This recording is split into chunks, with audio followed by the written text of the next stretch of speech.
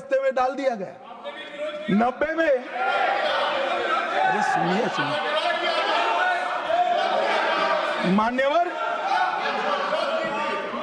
मान्यवर मंडल कमीशन के रिपोर्ट को जब स्वीकार किया गया, लोकसभा में प्रतिपक्ष के नेता थे श्रीमान राजीव गांधी। मैंने राजीव गांधी जी के सभी भाषणों को खंगाला। सबसे लंबा भाषण मंडल कमीशन के रिपोर्ट के विरोध करने के लिए किया है। और इन्होंने कहा पिछड़ों को आरक्षण देने से इस देश में योग्यता का अभाव हो जाएगा। अब ये तो आपके विचार है। मान्यवर, राजीव गांधी की स्पीच भी, श्री राजीव गांधी की स्पीच भी लोकसभा के रिकॉर्ड पर पड़ी है। लाइब्रेरी में आप जाते हैं, लोकसभा की स्पीच निकलवा कर नहीं पढ़ते। जयराम जी पढ़ लीजिए एक बार। और नरेंद्र मोदी जी ने क्या किया मान्यवर?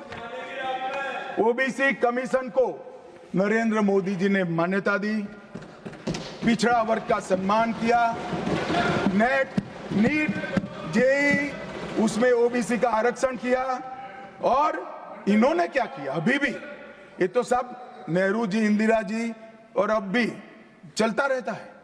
एक इन्होंने क्या किया? झूठ बोलना शुरू किया कि हम आरक्षण बढ़ा देंगे, आरक्षण बढ़ा देंगे, आरक्षण बढ़ाना चाहिए, आरक्षण 50% से ज्यादा बढ़ा। ये क्यों बढ़ाना है मैं बताना चाहता हूँ। मान्यवर, झूठ नहीं, असत्य, झूठ की जगह असत्य। चलिए मान्यवर, आपने भी करेक्ट किया था। खड़गे जी की बात को स्वीकार कर लेता हूं। उन्होंने झूठ नहीं बोला, वो सत्य से परे बोले हैं, वो नहीं बोलना चाहिए। मान्यवर, इन्होंने 50% से ज्यादा आरक्षण करने की वकालत की। मैं आज देश की जनता को कहना चाहता हूं कि देश के 2 राज्यों में धर्म पर आरक्षण अस्तित्व में है। धर्म के आधार पर आरक्षण ये गैर संवैधानिक है मान्यवर। संविधान सभा की कोई भी डिबेट आरक्षण के प्रावधान करने वाले आर्टिकल की पढ़ लीजिए। इसमें स्पष्ट किया गया है कि कोई भी आरक्षण धर्म के आधार पर नहीं हो सकता। आरक्षण पिछड़ापन के आधार पर।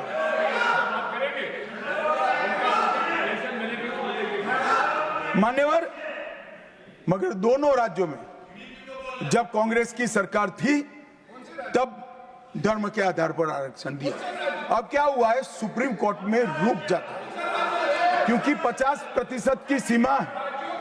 वो ओबीसी का कोई कल्याण नहीं चाहते हैं। 50% की सीमा बढ़ाकर मुसलमानों को आरक्षण देना चाहते हैं। मानिए, धर्म के आधार पर आरक्षण देना चाहते हैं।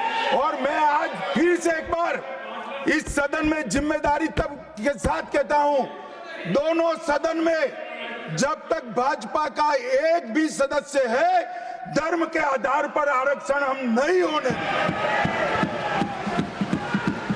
संविधान विरोधी। मान्यवर,